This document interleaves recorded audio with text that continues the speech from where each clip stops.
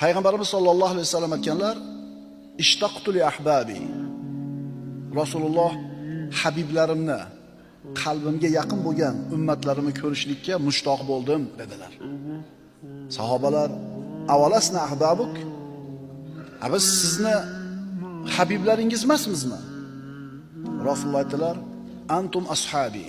Sizlar mening sahobalarimsizlar, ya'ni hamsuhbatlarimsizlar. Ahbabi unasun ya'tuna fi oxiriz zaman. Mening habiblarim, qalbimga yaqin bo'lgan ummatlarim oxir zamonda keladi. Ularning orasida o'zining dinini mahkam ushlagan kishi xuddi cho'g'ini ushlagan kishi kabi bo'lib qoladi. Ularning ajri 70 kishining ajri kabi bo'ladi dedilar. Shunda sahobalar, "Minna aw minhum?"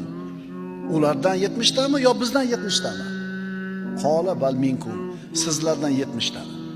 Ya'ni sizlardan 70 deyiladi qilgan ajringlar ularni bittasini qilgan ajri bilan teng bo'lib qoladi. Sahobalar nimaga unday bo'ladi deb so'rashdi. Payg'ambarimiz aytdilar, "Li'annakum tajiduna alal khayri a'wanan va la yajidun." Chunki sizlar yaxshilik ustida yordamchini topasizlar. Ya'ni men sizlarning ichingizda turibman, yaxshi ishlarda yordamchi bo'lib, ularda esa yo'q. Ular topmaydilar, chunki Rasululloh vafot etib ketgan.